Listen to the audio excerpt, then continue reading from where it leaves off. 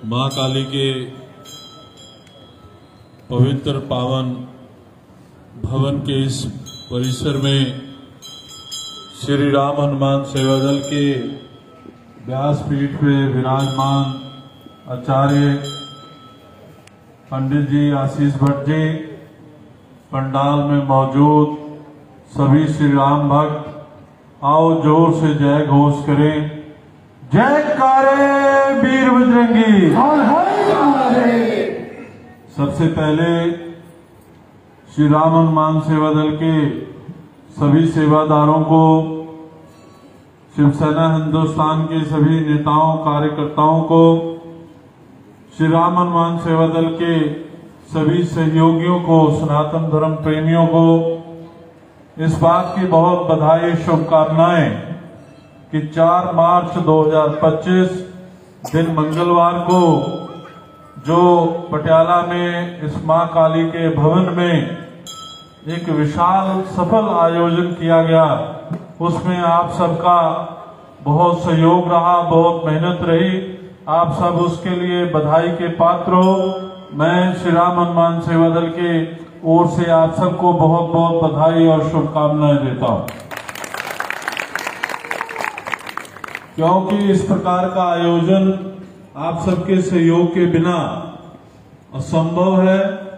विशेष करके जब कोई त्योहार ना हो, कोई तिथि ना हो और उसमें भी वो दिन तिथि बन जाए, त्योहार बन जाए, जनता खुद से आ जाए, कोई गाड़ियां ना लगाई गई हो, कोई बस ना लगे हो, कोई ऑटो ना हो, और कहने वालों ने हमें बताया कि ऐसे लगा कि मंगलवार शनिवार के दिन के रूप में परिवर्तित हो गया।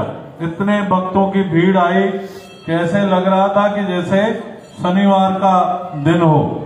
तो वो सब आपके मेहनत और भगवान का जो रस बरसा, जो संत महात्मा आए, जो आचार्य आए, उनके आने के कारण, उनके यहाँ पधारने के कारण भगवान की जो कृपा हुई, हनुमान जी की कृपा हुई, उससे ये भवन जो है भक्ति भाव में, रस में भर गया। आज आचार्य जी ने भजन गाते हुए एक बात बड़ी गूढ़ रहस्य की कही है। आप सब लोग यहाँ बैठे रहे हो, उन्होंने कहा कि भक्ति सबके बस की नहीं है। केवल मंदिर आ जाना, भगवान के सामने नतमस्तक हो जाना, इतनी भर भक्ति नहीं है। और जो भक्ति करते हैं वो बालक के मन जैसी भक्ति होनी चाहिए। जैसे एक बच्चे को पता नहीं, वो सांप को भी पकड़ने की चेष्टा करता है, कोशिश करता है, उसे मालूम ही नहीं कि ये सांप उसे डस लेगा। वो बाल मन जो होता है, जो बच्चे का मन होता है, वो सांप में, बिच्छू में, किसी चीज में अंतर नहीं करता, उसे हानि लाभ का ज्ञान नहीं। और भक्ति भी इसी प्रकार से है। अगर सबरी भगवान राम जी की आस में अपने गुरु की आज्ञा पे वर्षों वर्षों तक इंतजार करते हैं, केवल इस बात की कि मेरे गुरु ने कहा है कि तुम्हारा उद्धार करने के लिए एक बार अवश्य इस कुटिया में भगवान राम पधारेंगे। और रोज सवेरे उठती है, रोज बहारती है, कुटिया के रास्ते को साफ करती है, फूल चुन के लाती है और उनके रास्ते में बिछा देती है।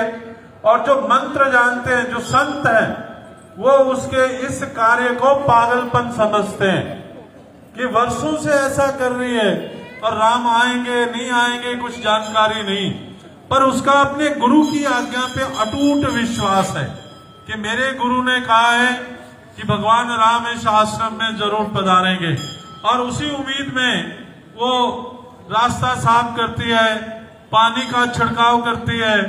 और रामायण जी में वर्णन है कि ताजे फूल ला करके वो बिछा देती है कि भगवान जब आए तो उनके चरणों में फूल जो है, रास्ते में, मार्ग में फूल बिछे हों। और फिर चुन चुन करके बैर लाती है, उसे चखती है और रखती है कि भगवान गलती से भी खट्टे बैर ना खा लें।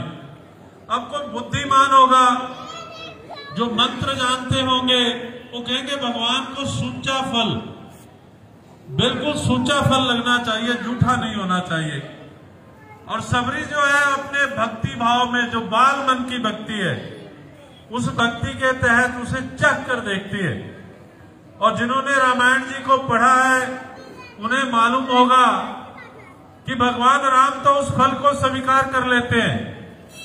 जब वो आते हैं और भगवान राम को वो फल परोसा जाता है सबरी जी के द्वारा, माता सबरी जब उन्हें देती है चख चख के, तो भगवान राम भाव के बस होकर के, भगत के भाव को पहचानते हुए उस फल को चख लेते हैं, ग्रहण करते हैं।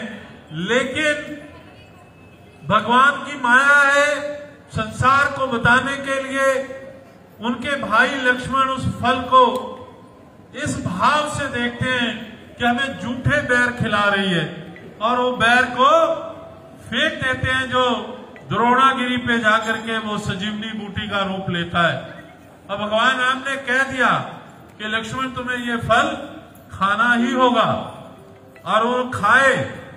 इसे रामायण में आप दो तरह से जान सकते हो। शक्ति बाण लक्ष्मण जी को 2 बार लगा है।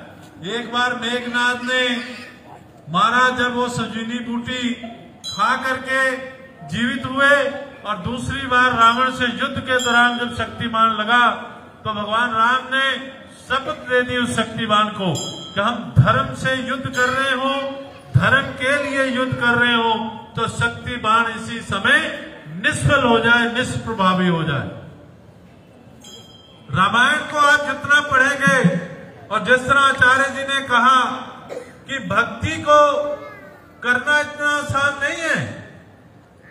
जब हनुमान जी हुए, राम दरबार में उपस्थित थे, माता ने उन्हें बहुत कीमती हार दे दिया, तो उन हार के मनके में भी जब हनुमान जी राम को ढूंढने लग गए, और जब उनसे सवाल किया गया इतना कीमती पत्थर आप इसे तोड़ क्यों रहे हो, कईयों ने कहा बंदर क्या जाने अदरक का स्वाद। विभीषण जी ने कहा कि अगर इसमें आप राम खोज रहे हो तो आपके शरीर में क्या राम है?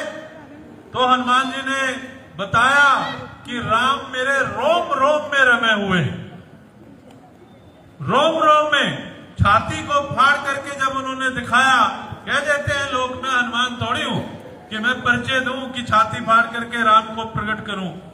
भक्ति एक ऐसी चीज है। आचार्य जी ने कथा सुनाई, एक दूध बेचने वाला भी कथा सुनता था। पंडित जी ने कथा के दौरान कहा कि अगर भगवान का नाम लो, राम जी का नाम लो, तो भव सागर पार हो जाता है। अब दूध बेचने वाला रोज नदी को पार करता था और फिर दूध बेचता था, 50 पैसे उसके रोज खर्च हो जाते थे।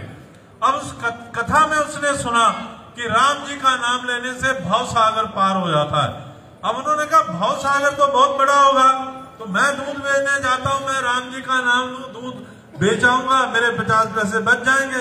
अब उसने सच्चे मन से, क्योंकि उसे मालूम नहीं था, उसके मन में राम जी के नाम की शक्ति के प्रति शंका नहीं थी, उसने पंडित जी से दीक्षा ली, सुनी और जाकर के अप्लाई कर दिया। वो जैसे अपनी कैनी उठाया और कहा जय श्री राम, पानी में प्रवेश हुआ। भगवान राम चिंतित हो गए कि ये मेरे पे विश्वास करके जा रहा है, तो ये डूबना नहीं चाहिए। अब उसका नित्य का काम हो गया, और कुछ समय बाद फिर वो पंडित जी की कथा में आया और उसने पंडित जी से प्रार्थना की कि प्रभु, आपकी वजह से मेरा बड़ा फायदा हो रहा है, मैं आपको अपने घर पे भोजन कराना चाहता हूँ। अब पंडित जी तैयार हो गए और तैयार होकर उनके पीछे पीछे चले। जैसे नदी आई तो उन्होंने दूध बेचने वाले से कहा कि भैया नाव लेकर आओ, नदी पार की जाए तभी तुम्हारे घर पहुंचेंगे। कि प्रभु, आपने कहा था कि भगवान का नाम लो और भव सागर पार हो जाओगे। मैं रोज नाम लेता हूँ और रोज नदी पार करके मैं अपना दूध बेचने का काम करता हूँ, घर चला जाता हूँ। आप भी मेरे पीछे पीछे आइए। क्योंकि उस भक्त के मन में शंका नहीं थी, राम जी के नाम में जो शक्ति है उसके प्रति उसके मन में कोई शंका नहीं थी।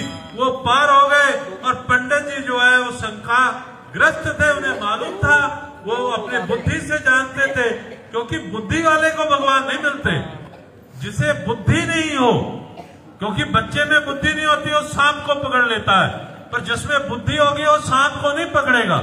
वो जहर को नहीं खाएगा। आप बच्चे के सामने जहर रख दो, बच्चा जहर को भी खाएगा और मिठाई को भी खाएगा। लेकिन जिसे बुद्धि होगी, जो विद्वान होगा, वो जहर नहीं खाएगा क्योंकि उसे बुद्धि आ गई। और जिसे भक्ति होगी उसे बुद्धि नहीं होगी। वो कहने को आप कहते हैं कि मीरा को जहर दिया गया, उन्होंने पी लिया क्योंकि उन्होंने अपनी बुद्धि पूरी तरह भगवान कृष्ण को समर्पित कर दी थी। इसलिए उन्होंने बुद्धि का इस्तेमाल नहीं किया। बल बुद्धि विद्या के दाता हनुमान जी, जिनका कोई सानी नहीं, पर उन्होंने राम जी के काम में कहीं बुद्धि नहीं लगाई, केवल और केवल अपना विश्वास श्री राम जी के चरणों में रखा। और इसीलिए कहा है, हर जगह भगवान को हनुमान जी ने कहा कि मैं इस काम में इसलिए सफल हुआ क्योंकि राम जी की कृपा हुई। उन्होंने कहीं नहीं कहा कि मैं विद्वान था, मैं बलशाली था, मैं ताकतवर था। मैं का इस्तेमाल उन्होंने कहीं नहीं किया। केवल इतना कहा कि राम जी के चरणों की कृपा होने के कारण मैं ये कार्य कर सका। तो इसलिए इनका जो कथन था कि भक्ति इतनी आसान नहीं है।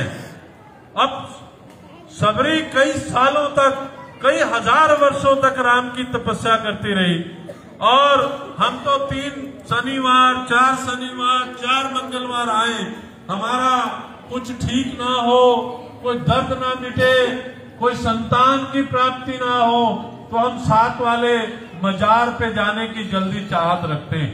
कोई कह दे सही कि 7 वीरवार जाने से पुत्र प्राप्त होता है, तो सनातन भाड़ में चला जाए, हम पीर की मजार पे पहले पहुंचेंगे और भगवान को, हनुमान जी को, शिव जी को, माँ काली को भूल जाएंगे कि उन्हें लगेगा कि केवल और केवल पुत्र उसी जगह से प्राप्त होगा।